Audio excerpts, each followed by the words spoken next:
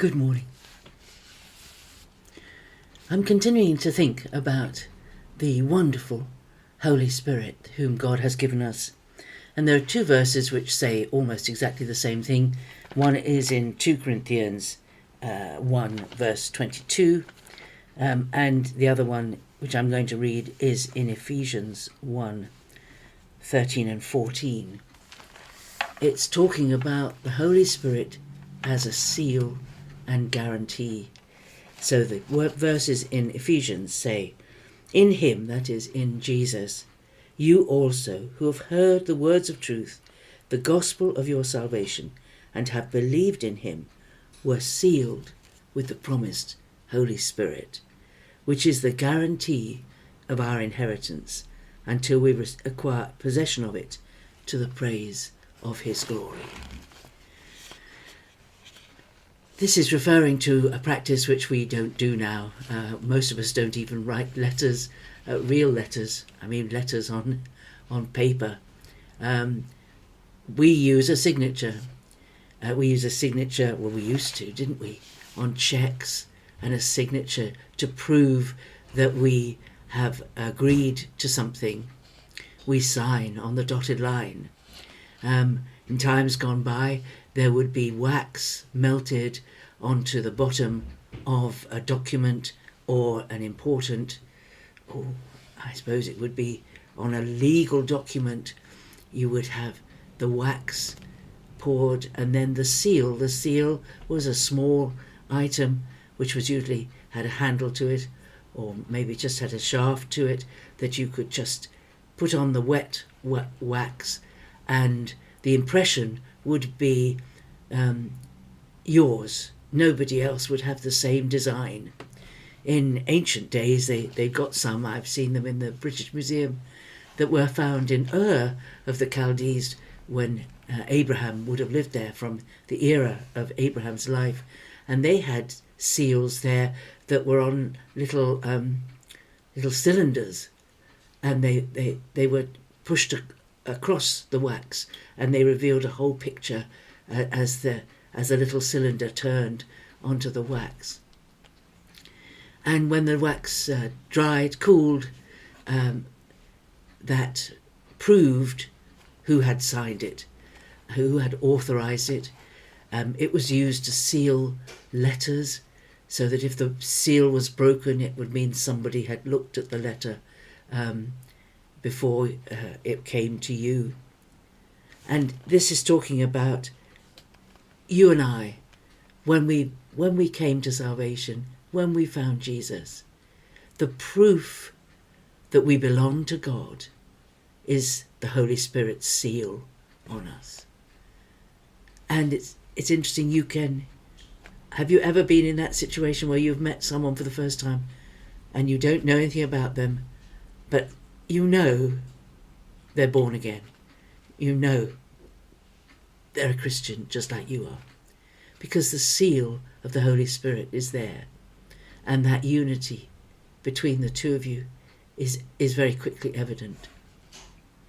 We are sealed with the Holy Spirit. I was trying to think of a modern day equivalent, and I suppose the closest we might to get to something that would prove it was really you or me who had accessed, say, I don't know, mail on the email, would be the password. We're constantly needing more and more sophisticated ways of proving it's really us who are accessing information. We don't have a seal like the old days, but we have a password, then we have a fingerprint, and then we have face recognition. All ways of proving that it's really us. And sometimes it's a bit frustrating if you've already quoted your birth date, you've used your fingertip, and still they want you to receive a message on your phone and quote back a specific number to prove that it really is you. But this is the proof. The seal is the Holy Spirit. We have been marked permanently by the presence of the Holy Spirit within our lives. And it is proof. If ever you need proof that you are in the kingdom, just spend some time praying in tongues and speaking with the Father, and all the doubt will disappear, because the Holy Spirit is being brought to the fore in your human experience, and he will always point us to Jesus. He is the seal of our of evidence that we have believed in him. We have changed. We are new creatures. We are in the kingdom. But then he's also the guarantee, and the guarantee is the proof for us and for the devil that when the full manifestation of Jesus happens, the fullness of what we are entitled to in Jesus will be given to us. He is the foretaste. He is the guarantee. I remember years ago, when I was at Bible college, I think one of our tutors used an illustration, which it falls far short, but it's quite a nice little illustration, that when he was going about the business, this is going back quite a long time historically, we would now have joint ownership to properties, but he was buying a property for himself and his wife, and he, after he'd signed the deeds to buy it, he'd gone into the property and he'd picked some rhubarb, would you believe, from the garden, and he took it home to his wife and he said, "This is the guarantee of the house I'm buying. It's come from the garden." And it's a bit like that with the Holy Spirit. We don't yet see the fullness of everything that we are going to receive because of salvation in Jesus.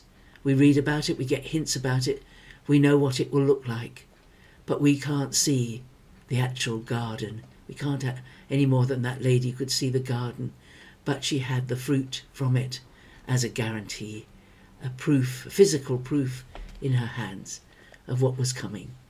And that is part of the work of the Holy Spirit. Think about those verses today. They're wonderful. You are sealed. It's done. There's a mark on you. You are marked out. There's a mark on you that is the Holy Spirit.